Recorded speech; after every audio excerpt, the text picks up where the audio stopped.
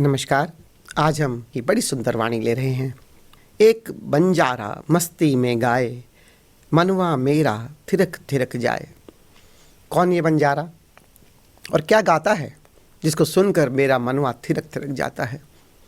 ये बंजारा और कोई नहीं, सद्गुरु का इशारा खुद परमात्मा पर है कि परमात्मा गाता है बहुत सुंदर गीत। और वो गीत कौन सा है?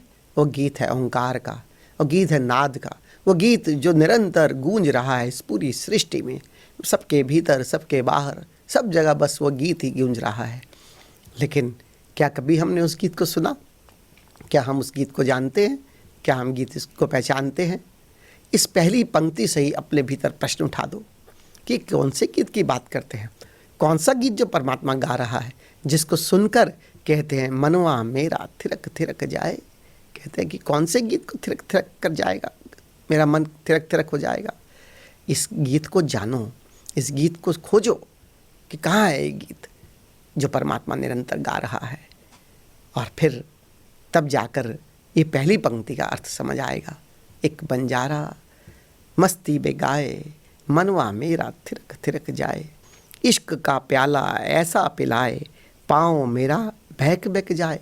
और इश्क का प्याला, इश्क का प्याला कैसा? अब सोचो, वो परमात्मा को पहले जानो, परमात्मा के गीत को सुनो, तब जाकर तो इश्क होगा। नहीं तो इश्क का प्याला कैसे पियोगे? इश्क करने के लिए कोई दूसरे का वजूद तो चाहिए, कोई दूसरा सामने होगा तभी तो इश्क करोगे। ऐसे कैसे इश्क कर सकते हो जब तक कोई सामने है ही नहीं? प्रेमी प्रेयसी एक दूसरे को प्यार करते हैं, लेकिन अगर दोनों ने कभी किसी को देखा ही ना हो, दोनों ने किसी को जाना ही ना हो, तो क्या दोनों का प्रेम हो सकता है? कितने भी लैला मजनू कहो, हीर रांझा कहो, दोनों का कोई वजूद हुआ, दोनों का आमने सामने टकराव हुआ, दोनों की आंखों से आंखों, नैनों से नैना मिले, तब जाकर कहीं प्रेम हुआ होगा। किसी ने किसी से कुछ कहा होगा, तब जाकर प्रेम हुआ होगा। और अगर सोचो कि परमात्मा से प्रेम करने चले हो, परमात्मा से इश्क की बात करते हो, और उसको देखा ही नहीं अगर, उसको जाना ही नहीं अगर, तो उससे प्रेम कैसे करोगे? तब तो ये प्रेम बस सिर्फ दिखावा है, सिर्फ पाखंड बनकर रह जाएगा कि मैं परमात्मा से बड़ा प्रेम करता हूँ। अरे भाई, कहाँ है परमात्मा? कैसे प्रेम करते हो? लेकिन जिसने उस बंजारे को जाना, जिसने उसके गीत को जाना, वही उससे इश्क कर सकता है, वही उससे प्रेम कर सकता है। उसके जानने के बाद इश्क का प्याला ऐसे पिलाए, पाँव मेरा बहक बहक जाए। पाँव मेरा बहक बहक जाए मतलब कि तुम्हारा उसका जीवन फिर एक नृत्य हो जाता है, उसका जीवन एक गीत हो जाता है। फिर वो चलता नहीं, फिर वो नाचता है, फिर उसका जीवन एक नाच हो जाता है। जिसने परमात्मा को जाना, जिसने परमात्मा की संगीत को पहचाना, जिसने उससे प्रेम किया, जिसके भीतर उसके प्रति तड़प है, जिसके भीतर उसके प्रति प्यास है, बस फिर वो चलता नहीं, फिर वो नाचता है। पाँव मेरा बहक बहक जाए, बस वो नाच ही नाच रहे हैं। सांस आए तो रोम रोम नाचे, सांस जाए तो पुलक पुलक जाए। और सांस का ताल्लुक और लेते हैं। परमात्मा ने एक बड़ा सुंदर काम किया है। वो सुंदर काम क्या है कि सांसें अपने आप चल रही हैं, हमें सांस लेनी नहीं पड़ती, सांस आती है, सांस जाती है। ऐसे ही एक बहुत अच्छा चुटकुला भी बना। एक लड़का क्लास में पढ़ता था, 2-3 दिन छुट्टी हो गई उसकी। 3 दिन के बाद जब वो कक्षा में पहुंचा, उसके मास्टर ने पूछा कि आप क्यों नहीं आए? उसने कहा कि मेरे दादाजी गुजर गए। बड़ा दुख हुआ। मास्टर ने पूछा कि भाई कैसे गुजर गए? तो उसने कहा, हाँ वो गुजर गए, वो सांस लेना भूल गए। क्या मतलब? हाँ, वो सांस लेना भूल गए। वो जा रहे थे, कहीं उनका ध्यान और भटका और सांस लेना भूल गए और उनकी मृत्यु हो गई। सच पूछो तो अगर ये सांस लेने का काम हमारे हाथ में होता तो अब तक हम सब चल बसे होते। ये परमात्मा की कृपा है कि उसने जितना जीवन दिया है तब तक सांस खुद ब खुद चल रही है, सांस आ भी रही है, सांस जा भी रही है। और हम सच पूछो तो इन सांसों से भी बेखबर हैं। हमारा कभी ध्यान भी नहीं जाता कि हम सांस ले रहे हैं और सांस छोड़ रहे हैं। मूर्छा की पराकाष्ठा है ये। जो सांस जीवन दायिनी है, इसके प्रति हम बेहोश हैं। और बेहोश हैं तो इसके प्रति अहोभाव से कैसे भरेंगे? जो सांस जीवन दायिनी है, कभी हम उसके प्रति अहोभाव से नहीं भरते, कभी उसको देने वाले के प्रति अहोभाव से नहीं भरते। ऐसे ही जो ये सांस अपने आप चल रही है, सद्गुरु ने इसको भी माध्यम बना लिया और कहा बस ये सांस जो खुद चली रही है, इस सांसों में भी मैंने उसकी और अपनी याद जोड़ दी है। सांस लेता हूँ तो बस उस ब्रह्म की, उस परमात्मा की याद से भर जाता हूँ। सांस छोड़ता हूँ तो अपने भीतर स्थिर हो जाता हूँ, अपने साथ हो जाता हूँ, अपनी आत्मा में और जड़ें मजबूत कर लेता हूँ। क्योंकि याद रखो, अगर आत्मा में जड़ें मजबूत नहीं होंगी तो इस परमात्मा को याद ना रख पाओगे। क्योंकि ये मन है, ये भगा भगा ले जाता है, उड़ा ले जाता है, 10 दिशाओं में भागता है। लेकिन एक बार मैं अपने साथ जीना शुरू कर दूं, अपने साथ होना शुरू कर दूं, तब जाकर आप परमात्मा की भी याद में जी सकते हो, स्वयं की भी याद में जी सकते हो, तभी उसके प्रेम में भी जी सकते हो। ओशो ने इतना कहा, स्वयं के साथ हो जाओ, वर्तमान में हो जाओ, स्वयं के साथ जियो। इसका अर्थ कभी किसी ओशो के शिष्य ने नहीं टटोला कि ओशो कहना क्या चाहते थे। ओशो का अर्थ क्या है? स्वयं के साथ हो जाना। स्वयं के साथ हो जाने को ज़्यादा से ज़्यादा कुछ लोगों ने समझा भी तो यही सोचा, बस शरीर के प्रति जाग जाओ, इतना पर्याप्त है। इतना बड़ा सद्गुरु यहाँ इस धरती पर आया, इतनी उसने ज्ञान दिया, क्या वो सिर्फ शरीर और मन की तरफ बात करेगा? कुछ लोग थोड़ा और गहरे गए तो उन्होंने सोचा कि बस अपने विचारों के साक्षी हो जाओ। साक्षी भी कहाँ जानने हो, बस विचारों के दृष्टा हो जाओ। बस शरीर और विचार, यहीं तक बात रुक गई। लेकिन क्या ये भी बाहर की परतें हैं? ओशो जैसे महापुरुष आते हैं तो शरीर और मन की बात करेंगे, आत्मा की बात है। अपनी आत्मा की धरती पर कैसे हम स्थिर हो जाएं, उसी को कहते हैं अपने साथ हो जाओ। अपना मतलब मैं कौन? मैं वो आत्मा, मैं वो शुद्ध बुद्ध चैतन्य। जब मैं उसके अपने साथ हो जाता हूँ, मतलब बस अपनी आत्मा होने की याद से भर जाऊँ कि मैं चिन्मय आत्मा हूँ, मैं शरीर नहीं, मैं मन नहीं। इस शरीर के भीतर रहते हुए भी मुझे मेरे वजूद का ख्याल हो जाए। और जब अपने वजूद का ख्याल होता है तभी सांस सांस में मैं उसको स्मरण कर सकता हूँ। सांस आए तो रोम रोम नाचे, सांस जाए तो पुलक पुलक जाए। और सांस आती है तो उस परमात्मा की याद आती है तो बस रोम रोम नाच उठता है, परमात्मा बस तू इतना कृपालु मुझ पे बरस रहा है।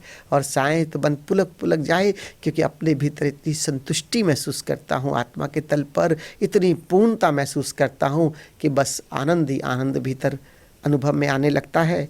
गीत से बेखबर जब भी होता हूँ, मेरा दिल सिसक सिसक जाए। जब कभी परमात्मा में स्मृत हो जाता है, क्योंकि कृष्ण मेरी स्मृति में समझाते हुए ओशो ये भी कहते कोई भी ऐसा बुद्ध नहीं जो दिन में एक पल भी विस्मरण में नहीं जाता।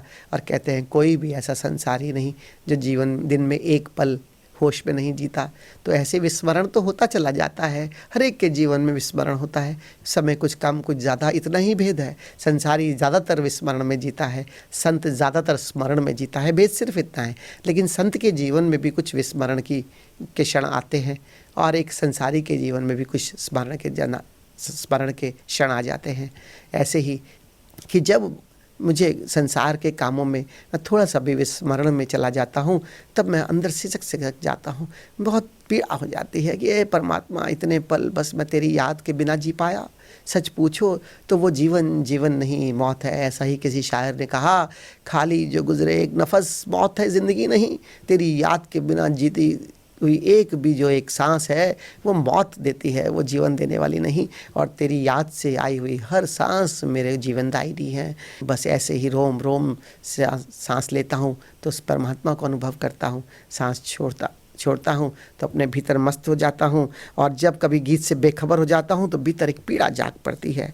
सारी धरती रब की फुलवारी, जिंदगी महक महक जाए। पूरा सृष्टि, पूरा जो जीवन है, ये पूरी जो दुनिया है, ये परमात्मा के सौंदर्य से लदी हुई है। सूरज, चांद, तारे, ये पत्ते, ये फूल, ये हवाओं का बहना, ये पत्तों का सरसरा, पत्तों का झूमना, ये पेड़ों का झूमना। कभी देखो, कभी किसी बागवानी में जाकर, कभी इस संसार पर, इस पूरी प्रकृति पर नज़र तो डालो। कभी पूरे ऊपर आकाश पर एक बार प्यार से देखो तो सही। एक रात को तारों का क्या उसमें जाल बिछा है और सुंदर चांद खिला है। अगर अमावस्या भी होती है तो अंधेरा भी इतना सुंदर हो जाता है। कहते हैं कि उसकी सुंदरता को देखो, ये सारा जीवन उसकी फुलवारी है। और एक बार जब उसको महसूस करने लगोगे, एक बार जब प्रेम से उसे देखोगे, तभी ज़िंदगी महक महक जाएगी। तभी ज़िंदगी में और आनंद और खुशबू फैल जाएगी, जो परमात्मा की खुशबू है। कामिल मुर्शिद का जादू तो देखो, रब पास खिसक खिसक आए। कामिल मुर्शिद का जादू है कि उसी की कृपा है, उसने सब कुछ दे दिया। अब जब उसने सब कुछ मुझे दिया, परमात्मा का ज्ञान दिया, और ज्ञान देकर बड़ा मुश्किल है किसी दूसरे का किसी तीसरे से प्रेम करवाना, लेकिन कामिल मुर्शिद ने ऐसा भी कर दिया। मेरा प्रेम उस परमात्मा से करवा दिया। उसका जादू है ये कि उसने मुझे परमात्मा मिलाया भी और उसके प्रेम में मुझे डुबा भी दिया। और बस हर पल उसकी याद में जीता हूँ। और कहते हैं जितना जितना मैं उसकी याद में जीता चला जाता हूँ, उतना उतना परमात्मा करीब आता चला जाता है। खिसक खिसक आए और करीब आता चला जाता है। बस जितना उसको याद करता हूँ उतना पाता हूँ कि वो मेरे बहुत करीब है। सच पूछो तो परमात्मा से करीब हमारा कोई कोई भी नहीं, क्योंकि वो मेरे भीतर पूरी तरह व्याप्त है। बस मैं उसे अपने रोम रोम में महसूस कर सकता हूँ, मैं अपने भीतर उसे क्षण क्षण महसूस कर सकता हूँ, क्योंकि मेरी आत्मा उसी का अंश है और उस पूर्ण से मेरी आत्मा निकली है। और किसी ने ये भी कहा है, पूर्ण से पूर्ण निकलता है वो भी पूर्ण ही हो जाता है। मेरी आत्मा भी अपने आप में पूर्ण है, वो परमात्मा भी अपने आप में पूर्ण है। जब मैं अपने भीतर ठहरता हूँ, अपनी याद से भरता हूँ या उसको पुकारता हूँ, उसकी याद से भरता हूँ, तो पाता हूँ कि परमात्मा से करीब मेरे और कोई नहीं, बस और करीब और करीब और करीब होता चला जाता है।